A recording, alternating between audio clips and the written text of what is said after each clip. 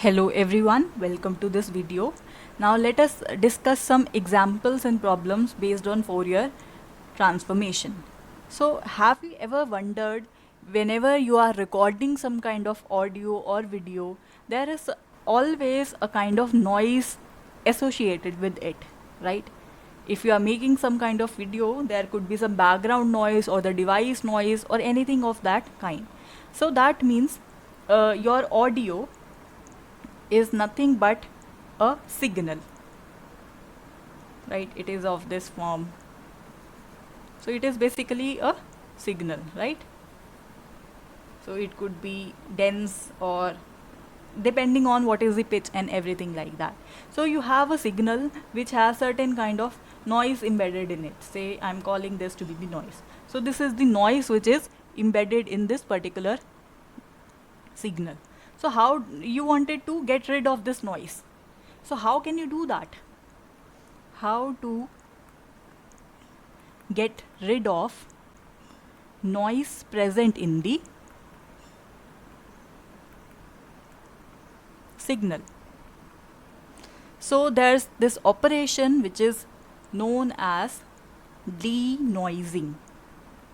So in denoising, what a person can do, they can either transform this there is no difference actually if you use this signal whole together or you convert this into the mathematical expressions. So let me keep the signal as such. So this is our signal, so this is our input. So what we are doing, we are applying onto this input the operator Fourier transform. So usually in computers this is done by fast Fourier transform, which is known as FFT, very popular tool. So here what we are doing, we are applying this Fourier transform onto the signal. So we are obtaining some quantities here in the frequency domain, right? So I have this T domain. In this T domain I have my signal, which is the noisy signal. So on this noisy signal, what I am doing, so onto this noisy signal, I am applying this Fourier transform. So I am obtaining some kind of expressions here. Now what I can do, corresponding to these expressions, they are nothing but some kind of numbers which represent the frequencies.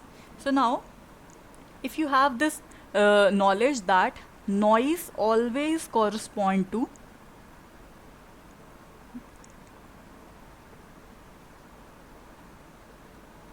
lower frequencies. So that means you could remove, so within this frequency domain, right, you have some coefficients representing this noise. So within these, what you can do, you could remove the components of noise using some filter, now which is popularly known as filtering. So after performing this filtering, what you can do, you could go back again through this inverse Fourier transform and you'll obtain your denoised signal. So you can see this is very beautiful application of applying this Fourier and inverse Fourier transform, and this is what happens in most of the video or audio editors that you use in order to denoise your signal or video. So that is the application of using this Fourier transform. Now moving on to some mathematical problems. So the next question that arises is, if we are given some kind of function, how do we actually calculate the Fourier transform of that function? So let me give you one question. The question is, find the Fourier transform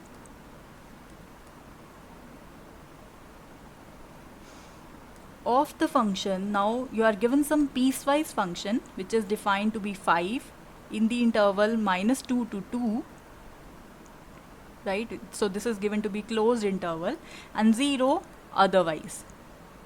So how does it look like? So let me draw this function for you. Suppose this is the t domain, t axis, and this is the frequency, this is the function axis. So here the function's value, suppose this point is -2, this is 0, this is 2. So in between 2 and -2 we have the function's value as 5. So suppose this is your function within this interval. So at 2 also, at -2 also, the function's value is 5. And at all other places the value, so at here we do not have any value, so here the function's value is this one, and here the function's value is this one. So this is your function that is given to you. Now you could relate this is a kind of signal. So here we are to calculate what is the Fourier transform. So now let me make use of the formula of Fourier transform here. So we wanted to calculate this capital F of omega, so which would be obtained when you apply the Fourier transform onto the given function f of t. So using the definition, we have it integration from -infinity to infinity of this given function f of t multiplied by the kernel, which is e to the power minus iota omega t into dt. So now this is our function, so we'll break down the limits of integration.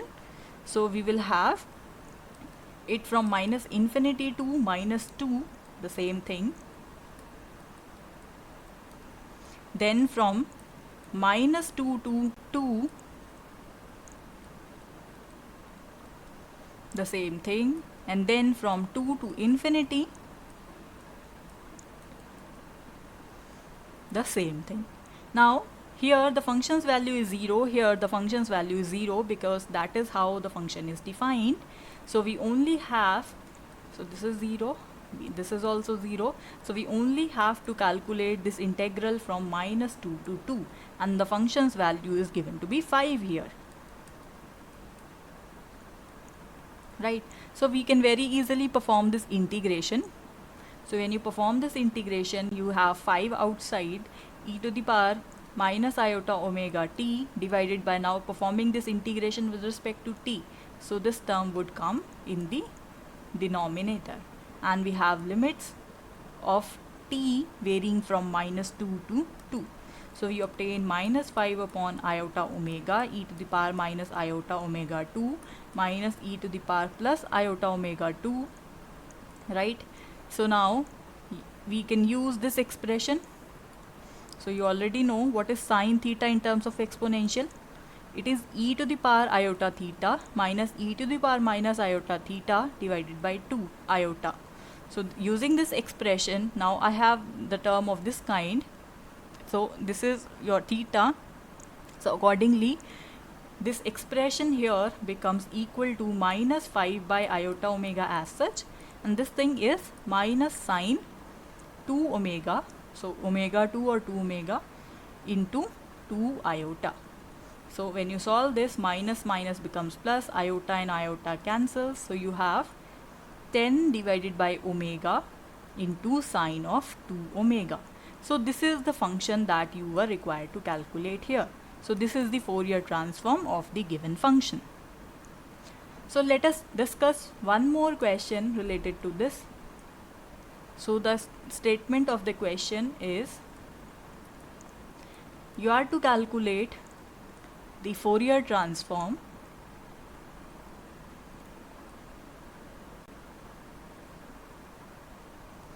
of the function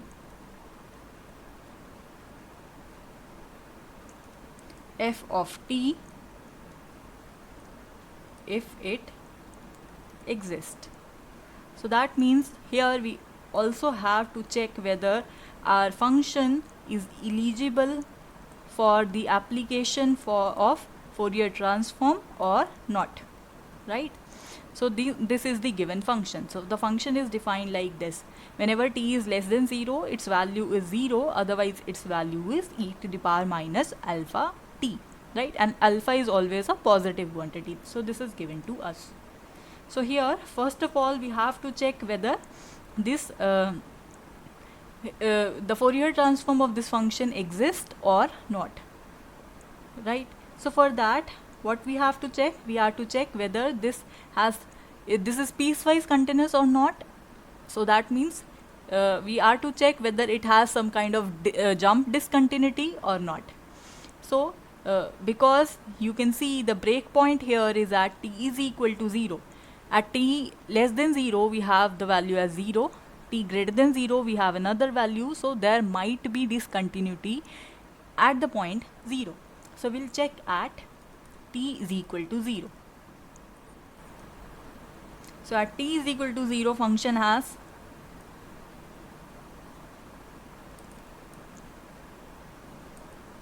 jump discontinuity. How? So let me show you. So here this is not continuous. So let me calculate the left hand limit. So here obviously the function's value is not equal. When you substitute t here, it would be e to the power 0. So e to the power 0 is 1. So you have the left limit here as 0 and the right limit as 1. So as because here the limit does not exist. So let me write down.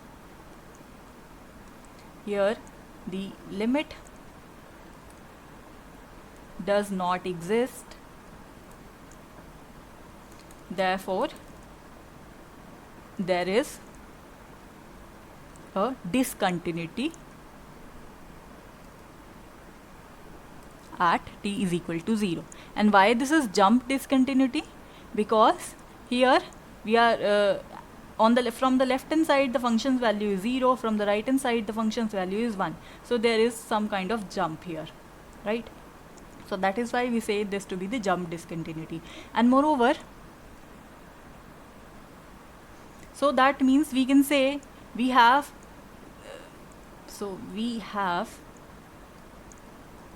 the discontinuity only at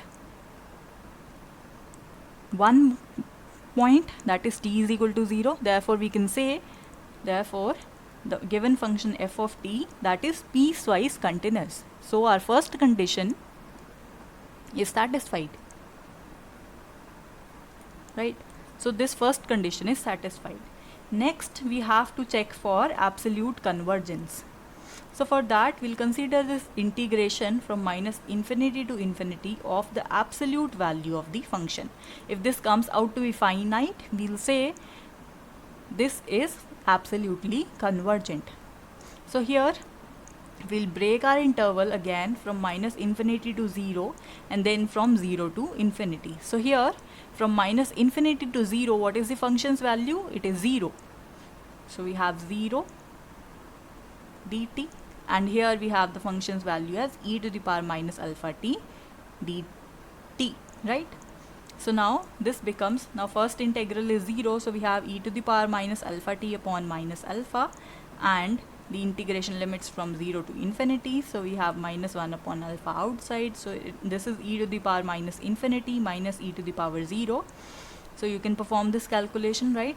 So yeah, we have finally the answer as 1 by alpha. Now because alpha is positive, so 1 by alpha is also positive, so this is some finite number. Because you are given alpha greater than 0, so even if alpha is very large, 1 upon alpha is going to be very small. So this is never going to be infinity, right? This would be infinity if you have alpha to be equal to 0, but this is not the case here because alpha is always greater than 0 here. Therefore we conclude that f of t is absolutely convergent.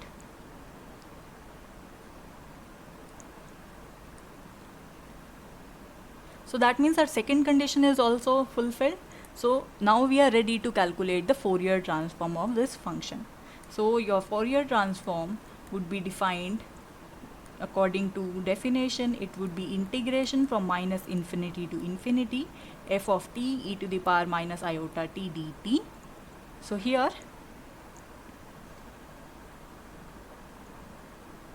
we have to break our limits again, so it would be from minus infinity to 0, 0 e to the power minus iota omega t dt, and then from 0 to infinity e to the power minus alpha t e to the power minus iota omega t dt, right? So this term would be 0, and because this is improper integral, so a better way to write this is using limits. So we can write this as limit s going to infinity, integration from 0 to s. Here it would be, so this powers combine, so we have e to the power minus alpha plus iota omega into t dt, right? So this term becomes equal to this one. So we have integration of e to the power minus alpha plus iota omega into t dt. Now its integration is really simple. So what would be it? It would be e to the power minus alpha plus iota omega t divided by minus alpha plus iota omega, and the limits of integration, they vary from 0 to, so t here varies from 0 to s, and we have limit s going to infinity. So when you substitute the limit here, so we have limit s going to infinity, e to the power minus alpha plus iota omega s divided by minus alpha plus iota omega, and then you have minus 1 upon minus alpha plus iota omega, because e to the power 0 is 1, right? So we have finally the answer as 1 upon alpha plus iota omega. So this is the Fourier transform of the given function, right? So I hope you understood how to calculate Fourier transform of various functions, and we also saw how we can use this concept of Fourier transform in one application of denoising. There are several applications where we can apply this Fourier transform. So it is up to you how and where you wanted to use this Fourier transform. So well, that is it for this video. Thank you for watching.